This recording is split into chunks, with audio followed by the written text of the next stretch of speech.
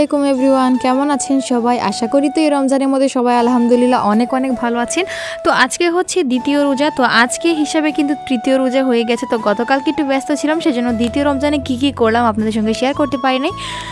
So that আজকে হচ্ছে সেটা আপনাদের সঙ্গে শেয়ার করছি। তো দেখুন এদিকে হচ্ছে ফার্স্টে সকালে হচ্ছে আরোহী চলে যাচ্ছে স্কুলে, কারণ বেচারির এই মানে রমজানেও স্কুলের বন্ধ নিয়ে এখন হচ্ছে তাদের সিটি পরীক্ষা চলছে। তো সেই স্কুলে চলে গেল। আর এদিকে দেখেন আমাদের বাগান থেকে তোলা 3 ধরনের কাঁচামরিচ, কত সুন্দর দেখতে। তো আম্মু লাল লাল কালার করে দেন হচ্ছে বাগান থেকে হারভেস্টিং করেছে। আর এদিকে দেখেন আমার আব্বাজান আমার জন্য গুড়, কলা, ধনেপাতা এগুলো নিয়ে আসে। তো গুড়কলা আনার পিছনে হিস্ট্রিটা হচ্ছে, গতকালকে যখন সেহরি খাচ্ছিলাম আম্মুকে বলছিলাম যে সবাই দেখতেছি এখন দুধ কলা দিয়ে হচ্ছে সেহরি খাচ্ছে। তো আব্বু ভাবছে হয়তো আমি এটা খাওয়ার জন্য বলছি। তো পরের দিন সকালে দেখি আব্বু আমার জন্য একেবারে গুড়, দুধ, কলা সব কিছু নিয়ে আসছে।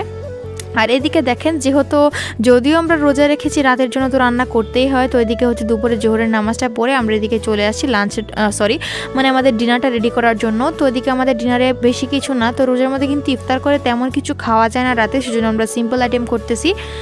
তো সেহরিতেও কিন্তু বেশি কিছু খাওয়া যায় না, ঘুম থেকে উঠে কোনো মতে কালে খেয়ে দিয়ে উঠে পড়ি আমরা। তো বেশি কিছু সেজন্য আমরা রান্না করতেছি না। এদিকে মাসকলার ডাল রান্না করা হচ্ছে, আর এদিকে রুই মাছের ভুনা রান্না করা হইতেছে। আর এখানে দেখেন আমার জন্য একটা বিরক্তিকর জিনিস হচ্ছে এই শিমের বিচিগুলা। যদিও আমার আব্বু এটা খেতে খুবই পছন্দ করেন, তো সেই জন্য এটার মধ্যে দেওয়া। বাট আমার শিমের বিচি একদমই পছন্দ না, তরকারিতে দিলে একদমই আমার বিরক্ত লাগে। তো এই দুইটা আইটেমে আজকে করা হইতেছে। এছাড়া আমাদের ঘরে অল টাইমে কিন্তু 4-5 রকমের আইটেম করা হয় রোজা ছাড়া, বাট এখন তো খাওয়ার কোনো মুডই থাকে না, যেহেতু ইফতারকে সবার পেট এমনিতেই ফুল হয়ে থাকে। আর এদিকে দেখেন আম্মু হচ্ছে অগ্রিমে ঈদের প্রিপারেশান নিয়ে নিতেছে, কারণ আমাদের জিরা গুঁড়া শেষ হয়ে গিয়েছিল। তো আম্মু হচ্ছে এদিকে জিরা গুঁড়া বেশি করে রেডি করে এখন রেখে দিচ্ছে। আর এখন হচ্ছে আসরের পরের টাইমটা, মানে এখন 5টা বেজে গিয়েছে, আর মাত্র 1 ঘন্টা আছে। তো আমাদের এখানে হচ্ছে আজকে 6টা 5-এ হচ্ছে আজান দিবে ইফতারের টাইম আর কি। তো এদিকে দেখেন আজকে হচ্ছে আবার আন্টিদের বাসায় আমাদের দাওয়াত। তো আন্টিদের বাসায় আজকে ইফতারের দাওয়াত। তো বলেছিলাম যে ডিল করেছিলাম 15 দিন হবে আমাদের ঘরে ইফতার, আর 15 দিন আন্টিদের ঘরে ইফতার। তো সে অনুযায়ী আজকে হচ্ছে আন্টিদের ঘরে ইফতার করার পালা। তো আন্টি যেহেতু একলা মানুষ, কি কয় দিক দিয়ে করবে, তো সেজন্য আমি আম্মু আমরা সবাই চলে গিয়েছি আন্টিকে একটু হাতে হাতে হেল্প করার জন্য।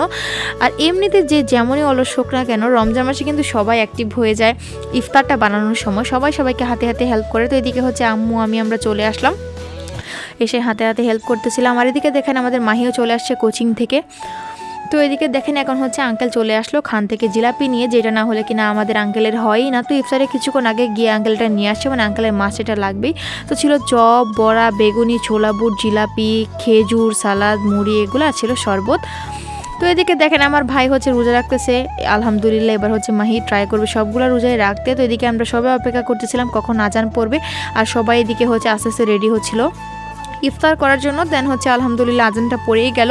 তো সারাদিন অপেক্ষা শেষে অবশেষে হচ্ছে আজানটা পড়লো। তো যখন মানে সারাদিন যখন থাকি রোজা, তখন ভাবি যখন আজানটা পড়বে, ইফতারটা খুলবে, সব কিছু খেয়ে ফেলবো। কিন্তু পরে দেখা যায় 1 গ্লাস শরবত খাওয়ার পর আর কিছুই ঠিকভাবে খাওয়া যায় না, পেটে এতটাই ফুল হয়ে যায়।